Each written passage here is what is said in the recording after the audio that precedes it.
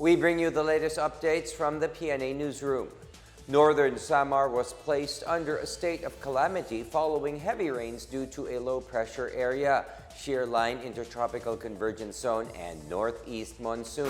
More than 238,000 residents have been displaced due to the weather disturbance.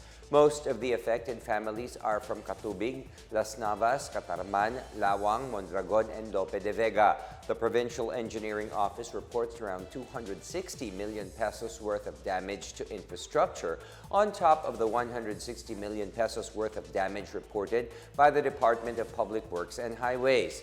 The province also incurred 104.6 million pesos worth of damage to agriculture.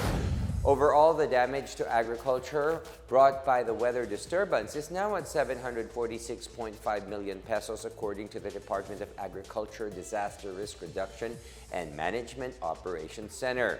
The highest amount of loss was incurred in rice production, particularly in eastern Samar, which was badly hit by the inclement weather.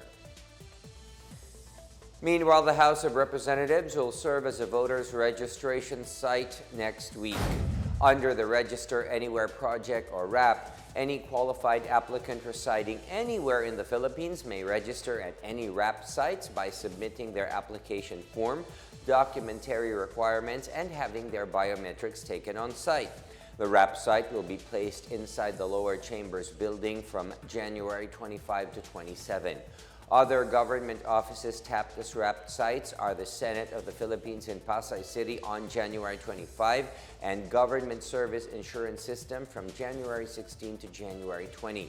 Several malls in Metro Manila, Leyte, and Bicol are also tapped as RAP sites until January 21 to 22.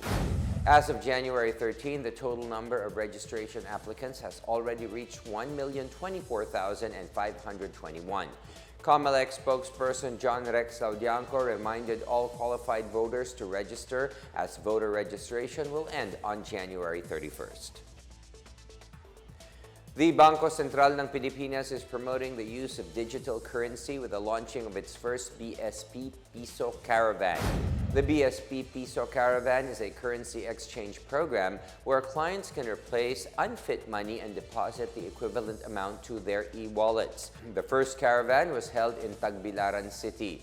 BSP personnel assisted clients without e-wallets in opening their own accounts. In a statement, the central bank said the project is in line with its commitment to bolster financial inclusion and preserve the integrity of the Philippine peso. Unfit banknotes are those that are dirty, damaged, or faded. Meanwhile, unfit coins are those that are rusted or with markings. In other news, Philippine National Police Chief General Rodolfo Azurin Jr. has ordered an investigation into the alleged abduction of 2 development workers at a port in Cebu on January 10. In a radio interview, Azurin said he tasked the Central Visayas Police Regional Office to shed light on the kidnapping, which went viral on social media. He said they need to get the statements of the 2 workers to expedite the investigation. Development workers Diane Gumanao and Armand Dayoha had arrived in Cebu from Cagayan de Oro City when a group of men posing as police officers allegedly shoved them inside a white van. They were later dropped off in Carmen Town where they were able to contact their families. Gumanao and 7 other activists were charged for holding a protest rally at the University of the Philippines Cebu in June 2020 over the alleged sloppy response of the national government to the COVID-19 pandemic. The case was dismissed 3 months later. And that is the latest and the biggest stories from the Pna Newsroom. For more news content, visit our webpage or head on to the Philippine News Agency's Facebook and Twitter accounts. We are also shown on the pages of the Presidential Communications Office and on Radio Pilipinas RP1. I am William Theo. We tell stories that inspire change.